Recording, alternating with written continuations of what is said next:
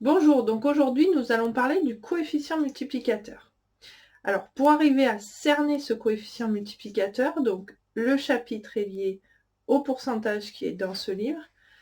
Donc dans l'idée, on va prendre une feuille et on va lui enlever, donc moins 25% de sa quantité. Donc au niveau mathématique, le 1 représente les 100% de la feuille, c'est-à-dire la totalité, auquel on va enlever 25%. 25%, ça représente un quart de la feuille.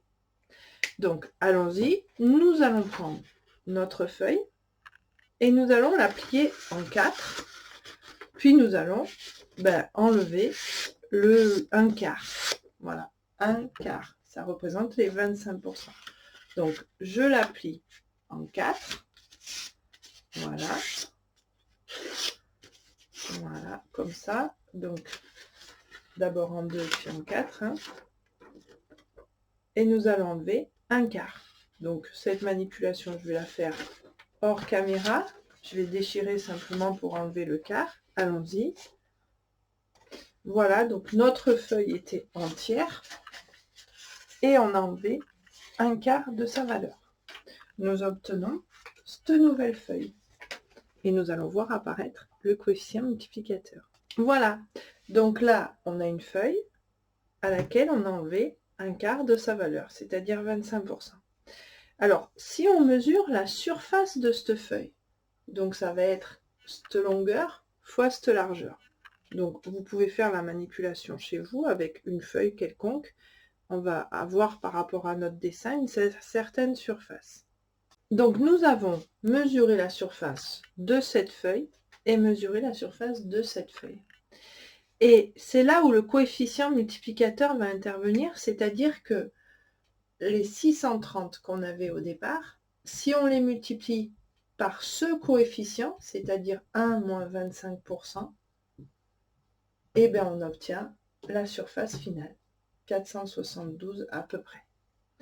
Donc, ce coefficient multiplicateur est né, et 1 moins 25%, c'est un peu lourd de le laisser comme ça.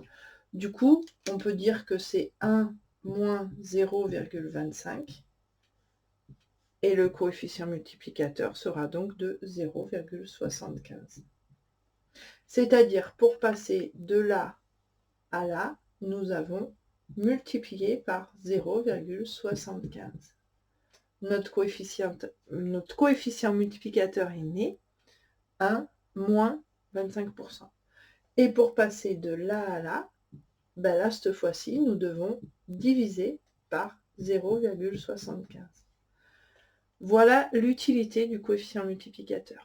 Et comment on peut le trouver? Donc nous allons en voir plusieurs. C'est assez simple. C'est vraiment lié, du coup, matériellement à ce que nous pouvons faire. Allons-y. Donc voilà, si par exemple, tous les jours, vous achetez quelque chose, vous allez avoir un prix hors taxe et une TVA qui va directement à l'État de 20%. Donc, qu'est-ce qui va se passer? À ce prix, on va ajouter 20%. Voilà. Et notre coefficient multiplicateur est né, c'est-à-dire 1 plus 0,20. Ça fait 1,2. 1,20 si vous voulez. Donc ça veut dire pour passer du prix hors taxe au prix TTC, on va multiplier par 1,20. Et à l'inverse, si on a le prix TTC, pour savoir combien il coûte sans taxe, on va diviser par 1,20. Bonne journée. L'État est riche, normalement, avec tout ce qu'on paye. Bonne journée, au revoir.